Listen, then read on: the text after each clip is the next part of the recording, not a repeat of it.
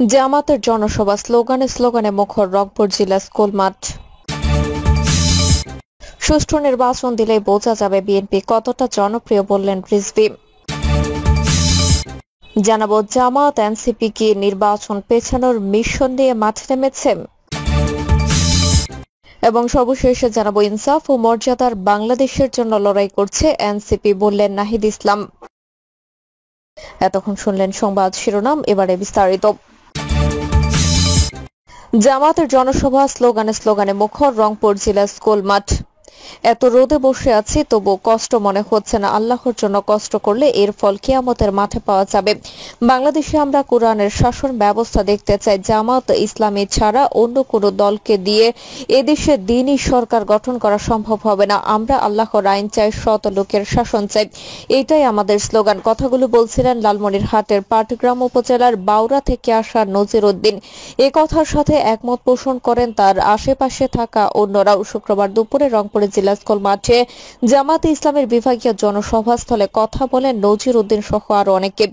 July August গণঅভ্যুত্থানের সব খুনির বিচার, প্রয়োজনীয় সব সংস্কারের পর নির্বাচন সহ 4 দফা দাবিতে এই জনসভার আয়োজন করেছে জামাতে ইসলামের রংপুর মহানগরী ও জেলা শাখা।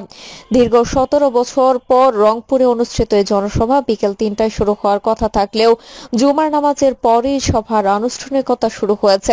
দলীয় নেতাকর্মী ও সমর্থকদের সমাগমে কানায় কানায় পূর্ণ হয়েছে রংপুর জেলা স্কুল মাঠ। লোক সমাগম মাঠ ছেড়ে উপচে পড়েছে সড়কে। মৃদু দাবদাহ উপেক্ষা করে রংপুর সহ আশপাশের জেলা ও উপজেলা থেকে আসা বিভিন্ন পর্যায়ে দলীয় নেতাকর্মী ও সমর্থকরা সরব উপস্থিতিতে শুরু হওয়া এ জনসভায় নারীদের জন্য বক্তব্য শোনার ব্যবস্থা রয়েছে। জনসভায় জুলাই গণঅভ্যুত্থানের শহীদ ও আহত যোদ্ধা এবং তাদের পরিবারের সদস্যরা উপস্থিত হয়েছে। আছে বিভিন্ন রাজনৈতিক দলের নেতৃবৃন্দ। এদিকে সকাল থেকে বিভিন্ন স্লোগান জনসভাস্থল মুখরিত হয়ে উঠেছে।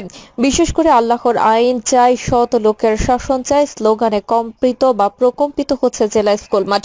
দলীয় নেতাকর্মী ও সমর্থকরা এই স্লোগানের পাশাপাশি সংস্কার ও বিচারের মাধ্যমে নতুন বাংলাদেশ গড়ার স্লোগান দিচ্ছেন।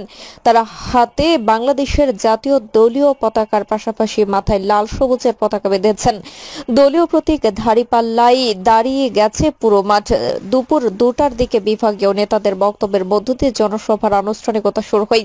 এর আগে সকাল থেকেই মঞ্চে বিভিন্ন সাংস্কৃতিক সংগঠনের শিল্পীরা হামদ, নাদ ও ইসলামী সঙ্গীত পরিবেশন করেন। বর্তমানে মঞ্চে রংপুর বিভাগের 8 জেলার নেতৃবৃন্দ ছাড়াও ইসলামী ছাত্র শিবির ও জামাতে ইসলামী সহযোগী সংগঠনের নেতারা বক্তব্য রাখেন। সুষ্ঠু নির্বাচন দিলেই বোঝা যাবে বিএনপি কতটা জনপ্রিয়, বললেন রিজভী। দ্রুত, অবাধ ও সুষ্ঠু নির্বাচন দেওয়ার দাবি জানিয়ে বিএনপি সিনিয়র যুগ্ম মহাসচিব অ্যাডভোকেট রুহুল কবির রিজভী বলেছেন, অবাধ ও সুষ্ঠু নির্বাচন দিলেই বোঝা যাবে বিএনপি কতটা জনপ্রিয়। গণতন্ত্রের প্রশ্নে টানা 16 বছর ধরে বিএনপি আন্দোলন করে গেছে। মন্তব্য করে রিজভী বলেন, শেখ হাসিনা যে গণতন্ত্র কবরস্থ করেছিলেন তা পুনর্জাগরণে আন্দোলন চালিয়ে গেছে বিএনপি। নানাবিধ নির্যাতনের পরেও কখনো থেমে যায়নি। বিএনপির এই সিনিয়র নেতা বলেন, গণতন্ত্র যখনই ধ্বংস কিংবা ষড়যন্ত্রের শিকার হয়েছে তখনই বেগম খালেদা জিয়া বারবার গণতন্ত্র প্রতিষ্ঠায় অবদান রেখেছেন। পরমত, সহিংসতা ও গণতন্ত্রের সৌন্দর্য।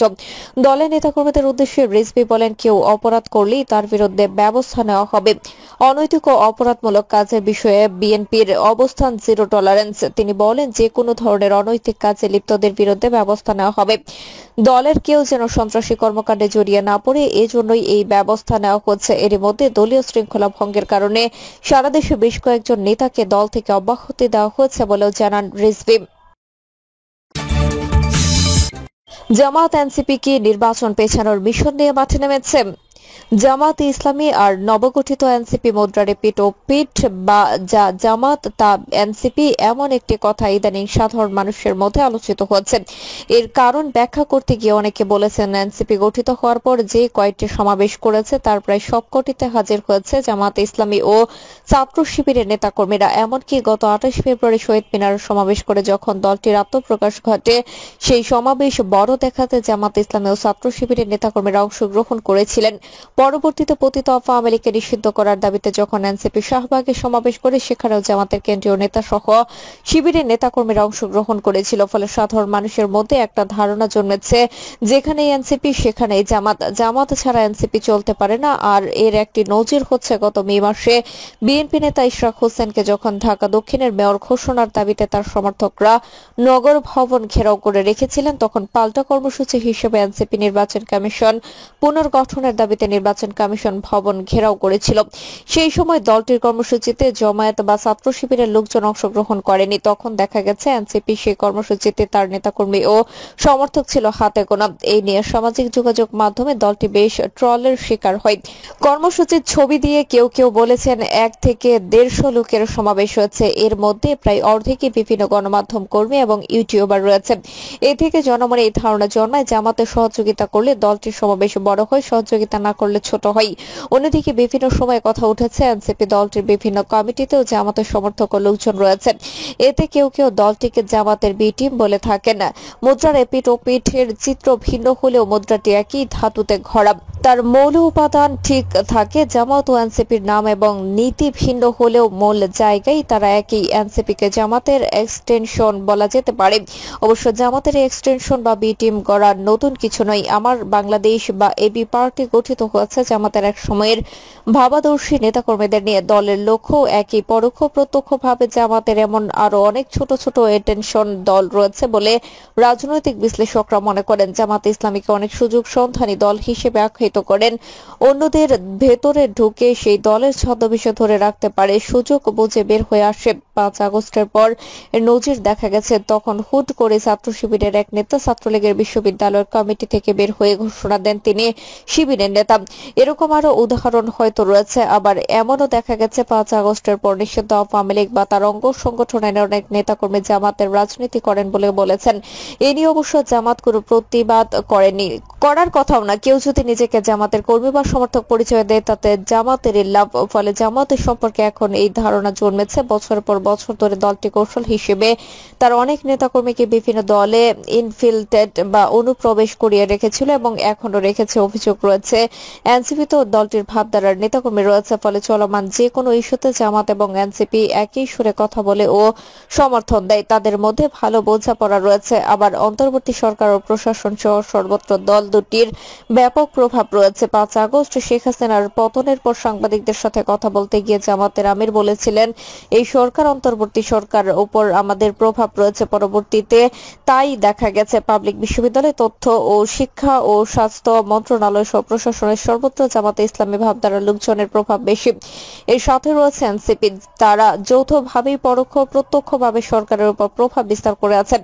সচিব থেকে শুরু করে ডিসি এসপি নিয়োগ ও বদলিতে তাদের ভূমিকা রয়েছে। আবার অন্তর্বর্তী সরকারের বিরুদ্ধে অভিযোগ উঠেছে যে সে এনসিপিকে বেশি অগ্রাধিকার দেয়। কেউ কেউ এনসিপিকে অন্তর্বর্তী সরকারের দলও মনে করেন, কারণ বিএনপি সহ বড় দলগুলো যেখানে প্রধান উপদেষ্টা ডক্টর মোহাম্মদ ইউনূসের সাথে দেখা করার জন্য সময় চেয়েও সুযোগ পান না, কিংবা কোনো দল তার বাসভবন যমুনার সামনে হুট করে গিয়ে সমাবেশ করতে পারে না, সেখানে এনসিপি নেতারা সহজেই তার দেখা পান এবং যখন তখন দাবি দেওয়া নিয়ে যমুনা অবরুদ্ধ করে সমাবেশ করতে পারেন। এ থেকে বুঝতে অসুবিধা হয় না এনসিপির প্রতি অন্তর্বর্তী সরকারের পরোক্ষ প্রত্যক্ষ সমর্থন রয়েছে।